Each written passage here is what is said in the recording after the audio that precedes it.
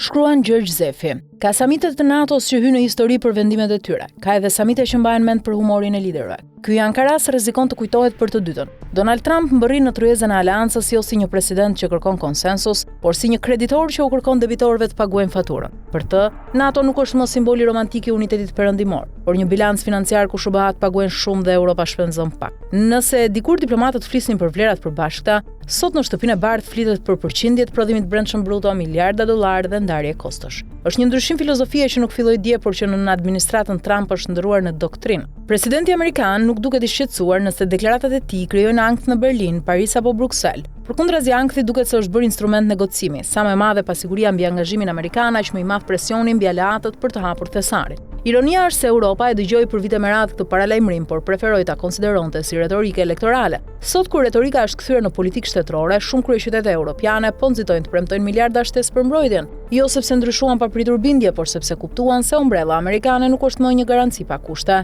Në këtë kuptim nervozizmi i Trump nuk është thjesht çështje temperamenti, ai është një metodë presioni. Presidenti amerikan e ka kuptuar se aleatët reagojnë më shpejt ndaj frikës sesa ndaj fjalimeve diplomatike. Dhe deri tani kjo strategji ka prodhuar rezultate. Vendet e NATO-s po rrisin buxhetet ushtarake me ritme që pak vite më parë do të dukeshin të pamundura. Por ekziston dhe ana tjetër e medaljes. Një aleancë ushtarake nuk mbahet vetëm me para, ajo mbahet mbi besimin, dhe besimi nuk ndërtohet me kërcënime të përhershme se Amerika mund të largohet. Çdo deklaratë që lë të kuptohet se prania amerikane në Europë mund të reduktohet për arsye politike krijon një efekt zinxhir. Aleatët fillojnë të mendojnë për alternativa ndërsa kundërshtarët fillojnë të testojnë kufitë e durimit perëndimor. Për Rusin çdo debat publik mbi përçarjet brenda NATO-s është një fitore propagandistike. Për Kinën është një sinjal se vëmendja strategjike amerikane po zhvendoset. Për vendet e krahut lindor të aleancës është një burim pasigurie në një moment kur garancitë e sigurisë kanë më shumë peshë se kurrë. Në politikën ndërkombëtare perceptimi shpesh vlen sa realiteti. Një fjali e thënë në një konferencë shtypi mund të ketë më shumë ndikim se një batalion i dislokuar. Kur presidenti i vendit më të fuqishëm të botës shfaqet i irrituar, i paduruar dhe i gatshëm të rihapë çdo marrëveshje, nervozizmi nuk mbetet më një tipar personale, kthehet në faktor gjeopolitik. Europa ndodhet përballë një zgjedhje që e ka shtyrur për dekada. Të vazhdojë të mbështetet te Amerika si garantja e përhershme e sigurisë,